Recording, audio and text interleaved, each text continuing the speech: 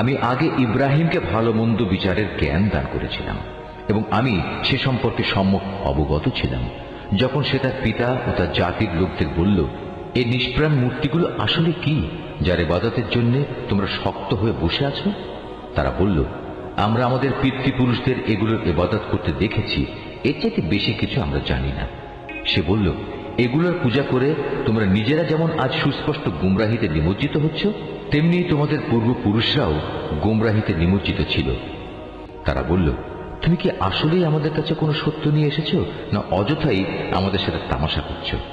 সে বলল, না, এটা কোনো তামাশা বিষয় নয়, বরং তোমাদের মালিক যিনি, তিনিই আসমান সমূহ ও জমিনের মালিক, তিনিই এগুলো সৃষ্টি করেছেন, আর আমি নিজেই হচ্ছি এ ব্যাপারে সাক্ষীদের একজন।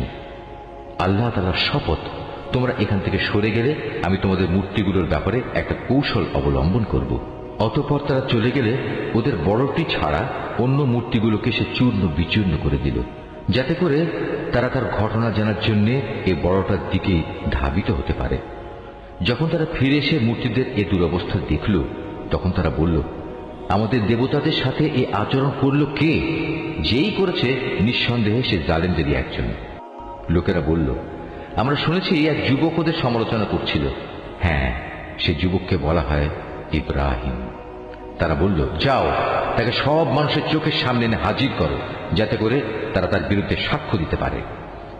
ইব্রাহিমকে আনার পর তারা তাকে জিজ্ঞেস করল, হে ইব্রাহিম, তুমি কি আমাদের মূর্তিগুলোর সাথে আচরণ করেছ? সে বলল, বরং ওদের বড়টাই সম্ভবত এসব কিছু ঘটিয়েছে, তোমরা মূর্তিগুলোকে জিজ্ঞেস করো না। তারা যদি কথা বলতে পারে, তাহলে তারাই বলবে কে তাদের সাথে এই আচরণ করেছে। ইব্রাহিমের এই অভিনব যুক্তি শুনে তারা নিজেরা চিন্তা করে নিজেদের দিকে ফিরে এলো এবং একে অপরকে বলতে লাগলো, জালেম তো সে নয় যে ওটা ভেঙেছে, জালেম তো হচ্ছে তোমরা যারা এর পূজা করো। অতঃপর লজ্জায় ওদের মাথা অবনত হয়ে গেল। ওরা বলল, হে ইব্রাহিম, তুমি তো ভালো করে জানো এরা কথা বলতে পারে না। সে বলল, তাহলে তোমরা কেন আল্লাহ তাআলাকে বাদ দিয়ে এমন কিছুর পূজা করো যারা তোমাদের কোনো উপকারও করতে পারে না, তোমাদের কোনো অপকারও করতে পারে না? ধিক তোমাদের জন্য, এবং আল্লাহ তাআলাকে বাদ দিয়ে তোমরা যাদের পূজা করো তাদের জন্য। তোমরা কি এদের এই অক্ষমতাটুকু বুঝতে পারছো না? এ সময় রাজার লোকেরা বলল, একে আগুনে পুড়িয়ে দাও। যদি তোমরা কিছু করতেই চাও, তাহলে আগে গিয়ে তোমাদের মূর্তিগুলোর প্রতিশোধ গ্রহণ করো। অপরদিকে আমি আগুনকে বললাম, হে আগুন, তুমি ইব্রাহিমের জন্য শীতল ও শান্ত হয়ে যাও।